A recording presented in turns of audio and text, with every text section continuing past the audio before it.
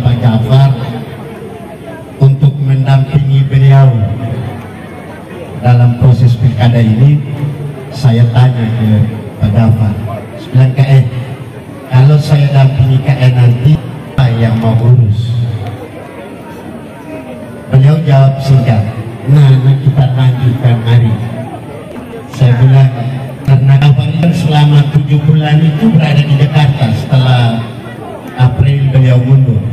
Saya pikir karena dia dipengaruhi oleh suasana, dia datang dia minta supaya ND ini kita bikin baru.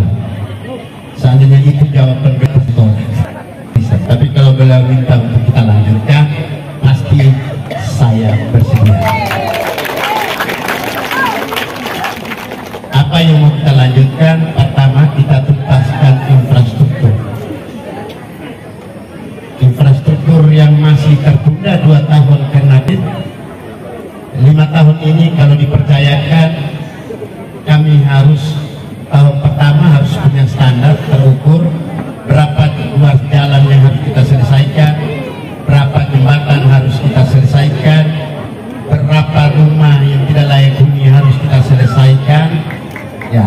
Dan infrastruktur dasar di desa, berapa air minum masyarakat harus kita layani, dan berapa listrik yang desa-desa belum dapat harus kita selesaikan. Ini kebutuhan dasar. Terus untuk air minum perkotaan ini, selama saya jadi dirut, tinggal 25% bisa kita tuntaskan. Saya meninggalkan PDAM, berdiri PDAM dari tahun 2023 itu. Saya sudah berjuang di pusat supaya masyarakat ND yang berpenghasilan rendah harus pemasangan meter gratis. Dan puji Tuhan, sekarang sedang berproses dan sudah saya pasang 652, masih tersisa 500 yang terus berproses. Ini sebenarnya oleh saya untuk masyarakat berpenghasilan rendah. Pak Jafar sebelum mengundurkan diri memberi oleh kepada kita lorong-lorong sudah habis dalam konteks tata kotanya. Jalan-jalan yang menuju sentral produksi, jalan-jalan menuju destinasi-destinasi pariwisata sudah diselesaikan oleh Pak Jafar. Tinggal ada destinasi baru seperti di kampung saya di Kota Baru, di Niaga, ada Tigosora, dan ada beberapa destinasi yang perlu intervensi. Pertama adalah pembukaan jalannya. Kita mau ajak orang bule pergi ke Niaga, tapi kalau tidak ada, orang bule pulang. Infrastruktur yang berikut adalah infrastruktur laut. Infrastruktur yang berikut adalah infrastruktur darat. Dan infrastruktur berikut adalah infrastruktur udara. Kita harus punya bandara yang lebih lagi. Yakin kalau kami dipercayakan 5 tahun kami akan selesaikan seperti pilihan, dan pesawat harus bisa landing di sini. Apa maksudnya? Kalau transportasi darat, laut, dan udara diselesaikan, kita mau jual apa saja tentang Ender, pasti orang datang. Pasti orang datang.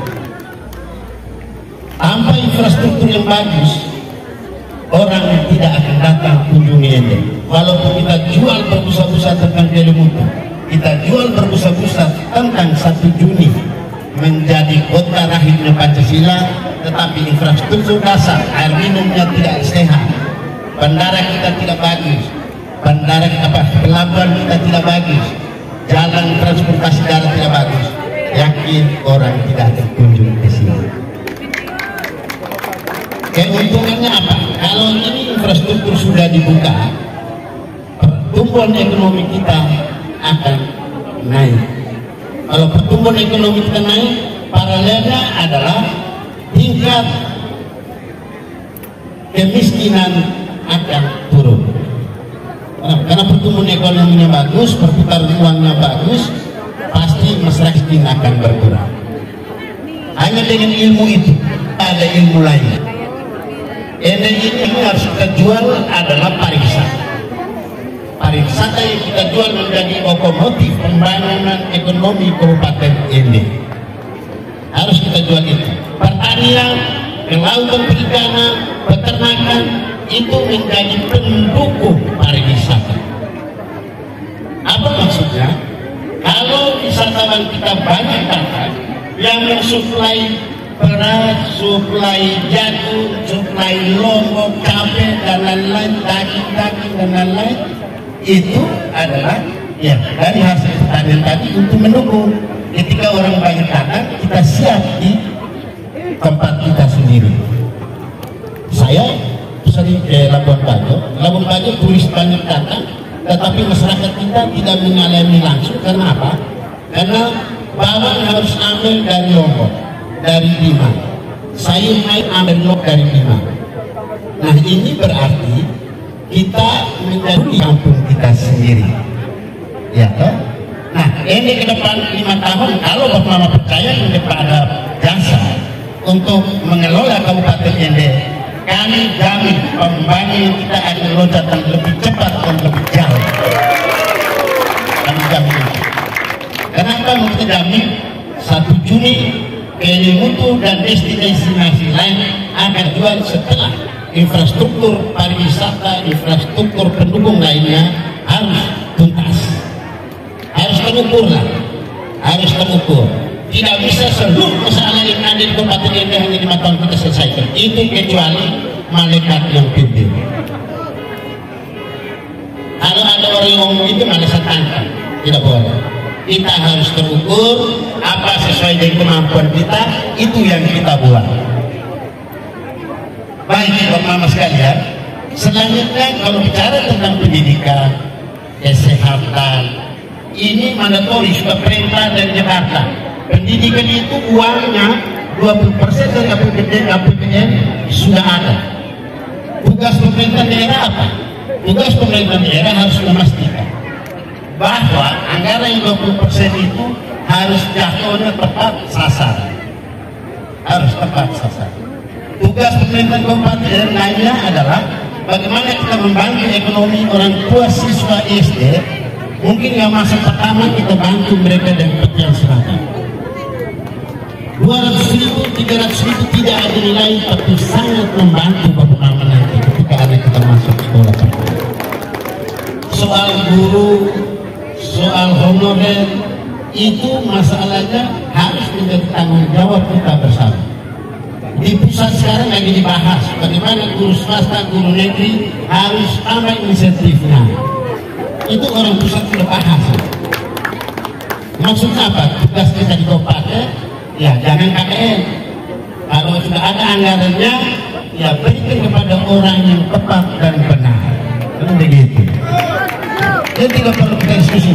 Pak Jafar urus pendidikan sudah melakukan kerjasama dengan UGM, menghadirkan seorang profesor untuk mendidik guru-guru perkara kita, untuk mengajar anak-anak kita supaya belajar matematika itu gampang, asik dan menyenangkan, tidak memberatkan.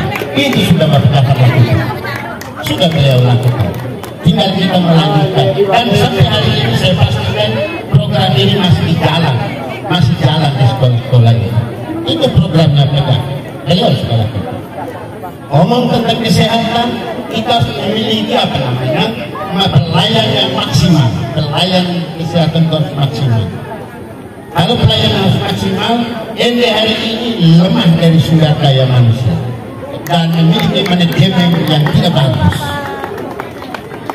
Harus ke depan itu satu puskesmas harus kita tempatkan 1 dokter. Harus 1 dokter. Sesudah itu kalau dokter sudah ada, alatnya harus ada. Jangan sampai alatnya ada, dokter tidak ada, atau dokternya ada, alatnya tidak ada. Dua-dua harus sinkron. Harus kita mapping urusan persoalan-persoalan seperti itu. Kalau kita dokternya kurang, jasa sudah merencanakan untuk memberi beasiswa untuk anak-anak Bapak-Mama yang lolos tes di kedokteran, kita akan kasih beasiswa.